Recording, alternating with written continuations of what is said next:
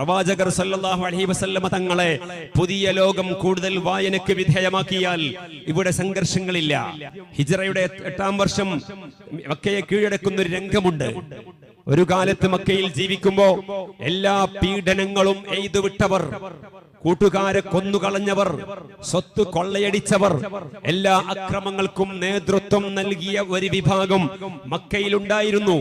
മുഹമ്മദ് നബി സല്ലല്ലാഹു അലൈഹി വസല്ലമ തങ്ങൾ ഫത്ഹ് മക്കയുടെ വേളയിൽ കഅബ ശരീഫ് വൃത്തിയാക്കിയിട്ട് അതിന്റെ ഉച്ചിയിൽ കയറി ബഹുമാനപ്പെട്ട ബിലാൽ റളിയല്ലാഹു അൻഹു തൗഹീദിന്റെ സന്ദേശം ഉറക്കെ പ്രഖ്യാപിച്ചപ്പോ അവിടെ ശത്രുക്കൾ മുഴുവനും പേടിച്ചു വിറച്ചു.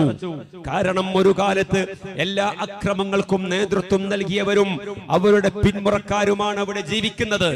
മുഹമ്മദ് നബി സല്ലല്ലാഹു അലൈഹി വസല്ലമ തങ്ങൾ എന്ത് ചെയ്യുമെന്നറിയാതെ പേടിച്ചു വിറച്ചപ്പോ നബി തങ്ങൾ അവരോട് പറഞ്ഞ സുന്ദരമായ ഒരു വചനം, ലാ തസ്രീബ അലൈക്കുമുൽ യൗം, നിങ്ങളോട് പ്രതികാരമില്ല. ഒരാളോടും പ്രതികാരം വീട്ടുന്ന സംസ്കാരം ഇസ്ലാമിനില്ല. അവർക്ക് അവരവരുടെ മതവുമായിട്ട് ജീവിക്കുന്നതിന് മതം തടസ്സമല്ല. വിശുദ്ധ ഖുർആനിലെ സൂറത്തുൽ കാഫിറൂൻ നമുക്ക് എല്ലാവർക്കും അറിയാം.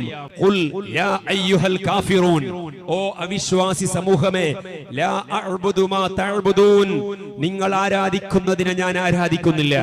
വലാ അൻതും ആബിദൂന മാ അഅ്ബുദ്, ഞാൻ ആരാധിക്കുന്നതിനെ നിങ്ങളും ആരാധിക്കുന്നില്ല.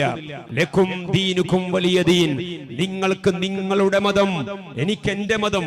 ആ മതം സത്യമാണെന്ന് ഞാൻ വിശ്വസിക്കുന്നു. ആ മതത്തിൽ ഞാൻ ഉറച്ചു നിൽക്കുന്നു. ആ മതത്തിൽ ഉറച്ചു നിന്നുകൊണ്ട് തന്നെ നിങ്ങളുടെ മതസ്വാതന്ത്ര്യത്തെയും ഞാൻ മാനിക്കുന്നു. സുന്ദരമായ സൂക്തങ്ങൾ ഖുർആനിൽ ഉണ്ടായിരിക്കെ എവിടെയാണ് ഈ മതത്തിൽ മറ്റുള്ള മതസ്ഥരോട് അസഹിഷ്ണുത